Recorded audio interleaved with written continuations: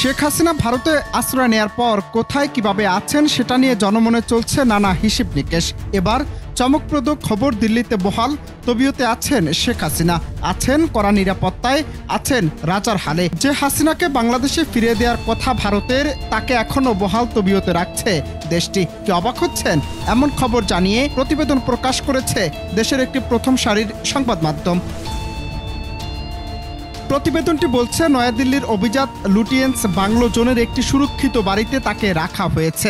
ওই বাংলোর ঠিকানা 11 রাজারজি মার্গ। শেখ হাসিনার এই বাংলোর ঠিকানা ভারত সরকার গোপন রেখেছে। শেখ হাসিনার এখানে থাকার বিষয়টি দেখভাল করছেন ভারতের কেন্দ্রীয় নিরাপত্তা উপদেষ্টা অজিত দোভাল। হাসিনা এখন যেখানে থাকছেন বলে মনে করা হচ্ছে সেটা অবসরকালীন বাংলো হিসেবে ব্যবহার করতেন ভারতের সাবেক রাষ্ট্রপতি প্রণব মুখার্জি। এই বাংলোতে সাবেক রাষ্ট্রপতি APJ আব্দুল কালাম 2015 সালে তার মৃত্যুর আগ পর্যন্ত ছিলেন।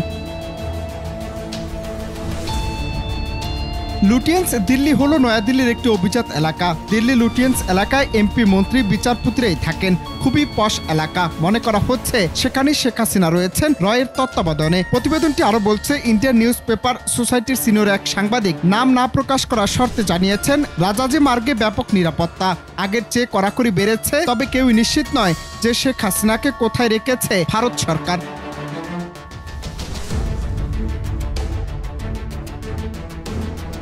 তবে বিষয়টি কেন্দ্রীয় নিরাপত্তা উপদেষ্টা অজিত দোভাল দেখভাল করছেন বলে জানা যাচ্ছে।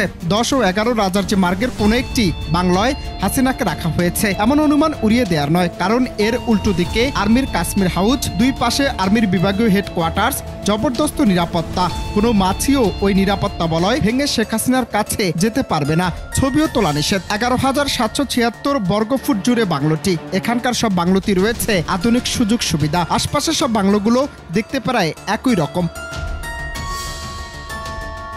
এর আগে ভারতীয় সংবাদ মাধ্যম দ্য প্রিন্ট বলছে, 5 আগস্ট ভারতে পালিয়ে আসা বাংলাদেশের সাবেক প্রধানমন্ত্রী শেখ হাসিনা বর্তমানে নয়াদিল্লি লুটিয়েন্স বাংলো জোনের একটি সেফ হাউজে বসবাস করছেন। লুটিয়েন্স বাংলো দেশের মন্ত্রী, সিনিয়র MP ও শীর্ষ কর্মকর্তাদের জন্য বরাদ্দ করা হয়। শেখ হাসিনার মর্যাদাকে গুরুত্ব দিয়ে তাকে লুটিয়েন্স বাংলোয় রাখা হয়েছে। ভারত সরকার তার জন্য কড়া নিরাপত্তা বলয়ের ব্যবস্থা করেছে। তবে দ্য প্রিন্ট সূত্রের নাম প্রকাশ করেনি। গেল 5 আগস্ট ছাত্র জনতার আন্দোলনে পদত্যাগ করে ভারতের হিন্দন বিমান ঘাঁটিতে অবতরণ করেন। এরপর দুদিনের মধ্যে ওই জায়গা থেকে অন্যত্র চলে যান। হিন্দন বিমান ঘাঁটিতে পৌঁছলে ভারতের জাতীয় নিরাপত্তা উপদেষ্টা অজিত দোভাল ও সেনাবাহিনীর শীর্ষ কর্মকর্তারা তার সঙ্গে সাক্ষাৎ করেন।